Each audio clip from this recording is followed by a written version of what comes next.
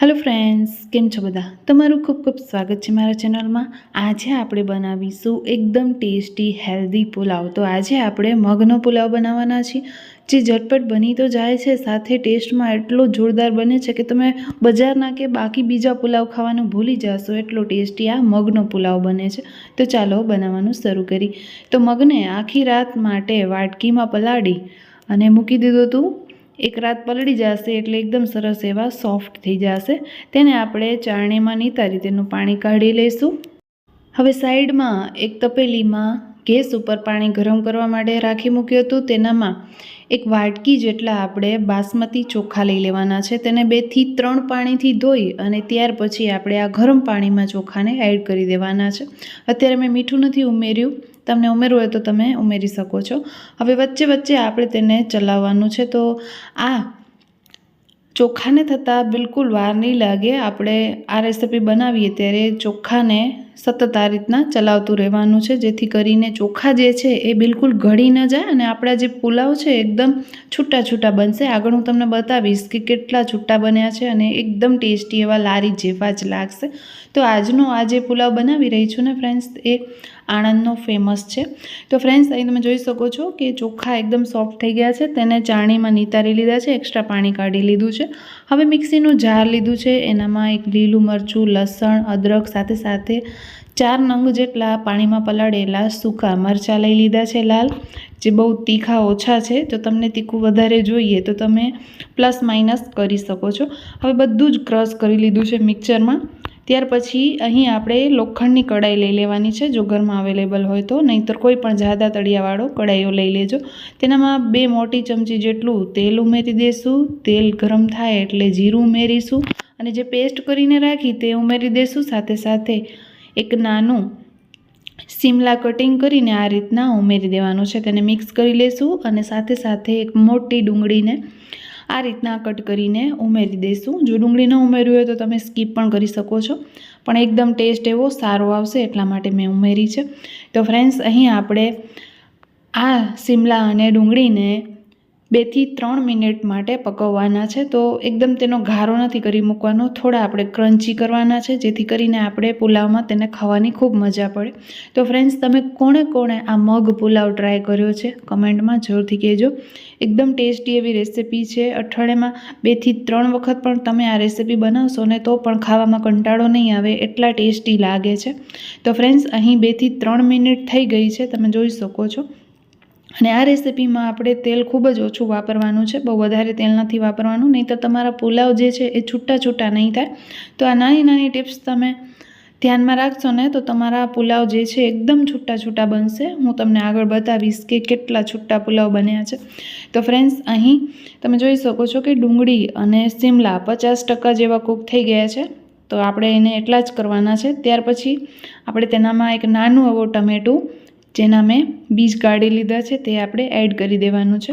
તો આનામાં જે પણ તમે શાકભાજી ઉમેરો પુલાવમાં, તેને આપણે ચોપરમાં ચોપ નથી કરવાના, ખાસ ધ્યાન રાખજો। અગર તમે ચોપ કરીને એડ કરશો તો આ જે બધા શાકભાજી છે એકદમ રસાંગવાળા થઈ જશે અને તમારા પુલાવ જે છે એ છૂટા છૂટા નહીં બને।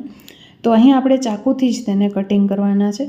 ત્યાર પછી આપણે એક રાત માટે જે મગ પલાળ્યા હતા તે આપણે અહીં એડ કરી દઈશું। તો આ રેસિપીમાં મગ આગલા દિવસે પલળેલા હોવા જોઈએ, તો જ આ રેસિપી ઝટપટ બની જશે। તો ફ્રેન્ડ્સ, આ રેસિપી તમે એક વખત ટ્રાય જરૂરથી કરજો। મગને મિક્સ કર્યા બાદ હવે આપણે મસાલા કરીશું। તો મસાલામાં 1 ચમચી આપણે ધાણાનો પાવડર ઉમેરીશું, અડધી ચમચી હળદર ઉમેરીશું, એક નાની ચમચી એવી લાલ મરચાંનો પાવડર કાશ્મીરી ઉમેરી દઈશું અને 1/4 ચમચી આપણે ઉમેરીશું ગરમ મસાલો, કારણ કે આપણે આગળ પણ લાલ મરચાં, અદરક, લસણ બધું ઉમેર્યું છે, એટલે આ પુલાવ બહુ તીખા ન થઈ જાય એટલા માટે મેં મસાલા થોડા માપસર ઉમેર્યા છે। હવે આ બધા મસાલાને આપણે મિક્સ કરી લઈશું અને એક મસાલો આપણે લાસ્ટમાં ઉમેરીશું, જેનો ટેસ્ટ આ પુલાવમાં ખૂબ જ સારો એવો આવે છે। તો ફ્રેન્ડ્સ, અહીં આપણે મસાલાને મિક્સ કરી લેવાના છે। મિક્સ કર્યા બાદ આપણે 1 થી 2 મિનિટ માટે આ મસાલાને સાતળવા દેવાના છે। તમે જોઈ શકો છો કે અહીં મેં પાણીનો બિલકુલ ઉપયોગ નથી કર્યો। જો તમને ઉમેરવું હોય તો તમે 2 થી 3 ચમચી જેટલું પાણી ઉમેરજો। અહીં મેં તેલ પણ ઓછું વાપર્યું છે અને પાણી પણ નથી ઉમેર્યું, ખાસ ધ્યાન રાખજો। ત્યાર પછી આપણે અહીં સ્વાદ પ્રમાણે મીઠું ઉમેરી દીધું છે। તો ફ્રેન્ડ્સ, પાણી અને તેલ આપણે વધારે ન ઉમેરીએ એટલે આપણા પુલાવ જે છે એકદમ છૂટા છૂટા બનશે। જો તેલ તમને થોડું વધારે ઉમેરવું હોય તો તમે ઉમેરી શકો છો। મેં ઓછા તેલમાં આ પુલાવ બનાવીને રેડી કર્યા છે અને એકદમ હેલ્ધી રેસિપી છે અને તમે જ્યારે ખાશો તો તમને કોઈ શાકની જરૂરત નહીં પડે કે રોટલીની પણ સાથે જરૂરત નહીં પડે। જો તમે આ એકલી વાનગી બનાવીને ખાશો તો પણ પેટ ભરાઈ જશે। અહીં મસાલાને 1-2 મિનિટ જેવું થઈ ગયું છે ઉમેર્યા બાદ। તો ત્યાર પછી આપણે અહીં ચોખા ઉમેરી દેવાના છે, એટલે કે રાઈસ ઉમેરી દેવાના છે। હવે આપણે અહીં ચમચો બદલાવી લઈશું જેથી કરીને આ જે રાઈસ છે એ બહુ તૂટે નહીં અને તમે આ ટાઈપના કડાઈયામાં બનાવશો એટલે ખૂબ જ ઓછા તૂટશે અને જલ્દીથી બધું જ જે છે એ કૂક થઈ જશે। કારણ કે આ જે કડાઈઓ છે લોખંડનો વાપર્યો છે અને તેને તપતા બિલકુલ વાર નથી લાગતી, તો ઝટપટ તમારા આ પુલાવ બની જશે। તો ફ્રેન્ડ્સ, અહીં આપણે આ ટાઈપનો ચમચો લઈ લેવાનો છે કે પછી ઘરમાં તાવીથો હોય એ લઈ લેવાનો છે। એની મદદથી આપણે હલકા હાથે આ પુલાવને મિક્સ કરવાના છે જેથી કરીને પુલાવ તૂટે નહીં અને જોવામાં પણ એકદમ ડિલિશિયસ લાગે। ખાવામાં તો એકદમ ટેસ્ટી છે જ, પણ જોવામાં પણ એવું લાગે કે આપણે બહારથી મંગાવ્યા છે। તો ફ્રેન્ડ્સ, હવે બધું જ મિક્સ થઈ ગયા બાદ આપણે અહીં લઈ લીધો છે પાવભાજીનો મસાલો। જ્યાં ફ્રેન્ડ્સ, તો પાવભાજીનો મસાલો આ પુલાવમાં ઉમેરવાથી તેનો ટેસ્ટ 2 ગણો વધી જશે। જો ઉમેરવો હોય તો જ ઉમેરજો, નહીંતર તમે સ્કીપ પણ કરી શકો છો। આ મસાલો ઓપ્શનલ છે ઉમેરવો। તો ફ્રેન્ડ્સ, અહીં મેં 1 ચમચી જેટલો પાવભાજીનો મસાલો ઉમેરી દીધો છે। તેને પણ આપણે ખૂબ સરસ રીતે મિક્સ કરી લઈશું। તો ફ્રેન્ડ્સ, આ પુલાવ બનાવતા બિલકુલ વાર નથી લાગી। 7 થી 8 જ મિનિટમાં મેં આ પુલાવ બનાવીને રેડી કરી લીધા છે। હવે તેને ચટપટો ટેસ્ટ આપવા માટે એક આખો લીંબુ આપણે નીચોવી દેવાનો છે કે પછી તમને ખટાશ ઓછી જોઈતી હોય તો અડધું લીંબુ અહીં નીચોવી દેવાનો છે। લીંબુનો ટેસ્ટ આ પુલાવમાં સરસ એવો લાગે છે, ચટપટા બને છે એકદમ। તો ફ્રેન્ડ્સ, અહીં આપણે લીંબુ ઉમેર્યા બાદ ફરી પાછું તેને મિક્સ કરી લઈશું અને લાસ્ટમાં અહીં આપણે ઉમેરીશું ધાણાભાજી।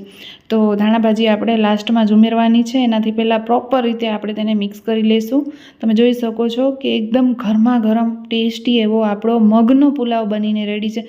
તમે ઘણી વખત બીજા પુલાવ ટ્રાય કર્યા હશે, પણ એક વખત મગનો પુલાવ બનાવીને જરૂરથી ટ્રાય કરજો। એકદમ હેલ્ધી તો છે જ, પણ તમને ખૂબ ભાવશે, તેનો ટેસ્ટ એકદમથી પસંદ આવશે। તો ફ્રેન્ડ્સ, અહીં મેં ધાણાભાજી ઉમેરી દીધી છે, તેને પણ આપણે મિક્સ કરી લઈશું અને ત્યાર પછી આ પુલાવને આપણે સર્વ કરીશું। તો આ પુલાવને તમે દહીં કે રાયતા સાથે સર્વ કરી શકો છો। તો ફ્રેન્ડ્સ, કેવો લાગ્યો છે આજનો આ વિડીયો? કમેન્ટ કરવાનું બિલકુલ ના ભૂલતા અને જરાય પણ ગમે હોય તો પ્લીઝ વિડીયોને લાઇક કરી દેજો, શેર કરી દેજો અને તમારા ફ્રેન્ડ્સ અને ફેમિલી સાથે શેર જરૂરથી કરજો। અને આવવાવાળા વિડીયો તમને જલ્દી મળે તેના માટે બાજુમાં રહેલા બેલ આઇકોનને જરૂરથી પ્રેસ કરી લેજો, જેથી સરસ તમને વાનગીઓની નોટિફિકેશન મળતી રહે। તો ફ્રેન્ડ્સ, કમેન્ટ કરવાનું બિલકુલ ના ભૂલતા। ફરી મળીશું આપણે એક આવા નવા વિડીયો સાથે, એક આવી જ નવી રેસિપી સાથે। ત્યાં સુધી આવજો બધા। જય Shri Krishna. Thank you for watching this video.